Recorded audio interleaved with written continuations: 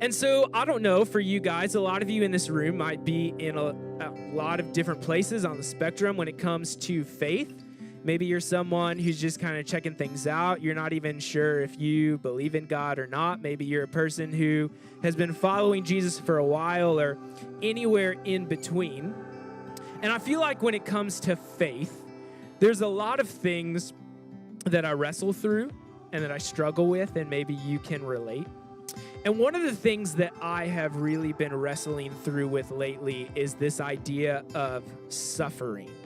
How do we understand suffering in the context of faith? And I think about, this whole season we've gone through with Hurricane Harvey and the devastation that's brought to people here, but then not just here, there's devastation in Puerto Rico. There's all these different things going on, and that's just this one set of storms. But in addition to that, we see poverty, we see abuse, we see people who get sold into slavery. We know people who are diagnosed with cancer. We know parents who lose children. There's all of these things that happen in our world, and we look at that and we wonder how, if this loving God that we believe in, that we believe has been revealed to us through Jesus, if he exists, how do we view that and view suffering in the same lens?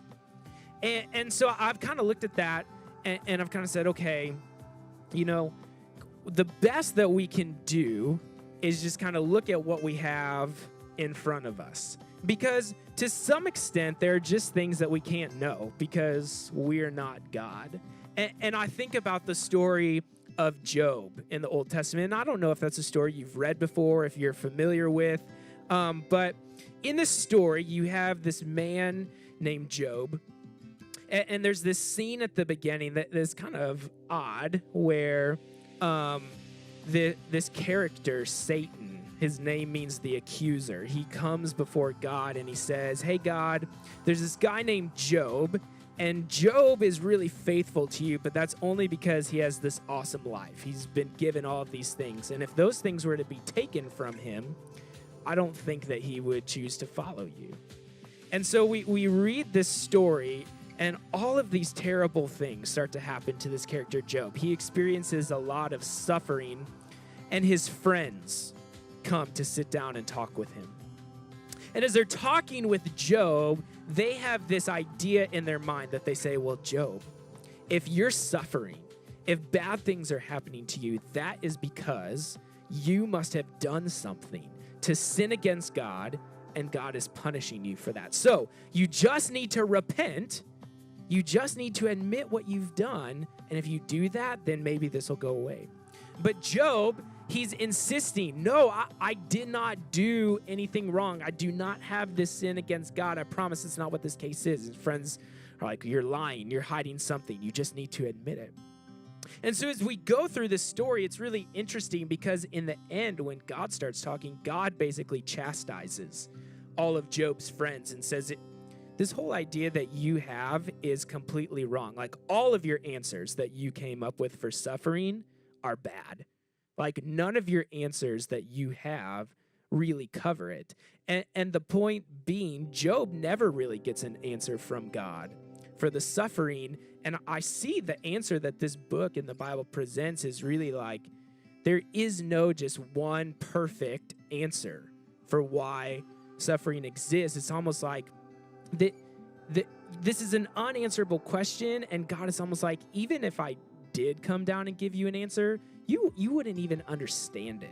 It wouldn't even make sense to you because you cannot see into the mind of God. And so I sit back and I look at the things we can know, and I'm like, okay, I know for a fact that bad things happen in this world. I've never once heard a person successfully argue a point that we live in a perfect world where nothing bad happens. I don't think I've ever even heard someone try to do that. Challenge accepted. Yeah. No. So I say, okay, so we live in a world where bad things happen. And in my mind, that means there are only three things that are possible. The first one would be, well, God doesn't exist. And some people choose that to be their answer. The reason bad things happen is because God doesn't exist. And when I look at everything around me, again, like I said, I can only look at what I have to see, what I have to be able to know. And I'm just like, man, when I see the way that this universe is structured, the systems that are in place, when I experience relationships with people, when I see God moving in front of me, I'm just like, there is so much that seems so clear to me that can't be the answer, that there's no God. So then I'm like, okay, well then maybe the second option is there is a God, but he's just like a massive troll. He's just up there like toying with us. How can I torture these people? Hey, my homecoming story, that's what it felt like. Yeah. But again, I look at what I have in front of me and I see what I have experienced, a God who loves me. I've experienced forgiveness. I've seen myself change for the better because of Jesus. I experience love pouring out from people who follow Jesus. And like you said, I've seen myself become more compassionate, more empathetic, understanding my identity.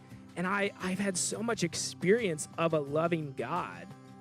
There's not evidence to show me that there is a God that's evil. So that means the only option I have left is that there is a loving God who exists, and at the same time, bad things happen in our world, and in some way I don't fully understand, those two things can and do exist together. And at the end of the day, this is the contradiction we live in, but I'm wondering if we're asking the wrong question. Right. Like, if maybe the question we're asking, why does this stuff happen, is not the right question, because not only could we never know the answer to that unless God just decides to, like, come down in front of us and just say, this is exactly why this happened. We could never know. And would that even help? Would that answer even make us feel better? Would it even help? And maybe is the right question, what can God do with this? Because the whole story of Jesus is bringing light into darkness, bringing good from the bad, like redeeming brokenness.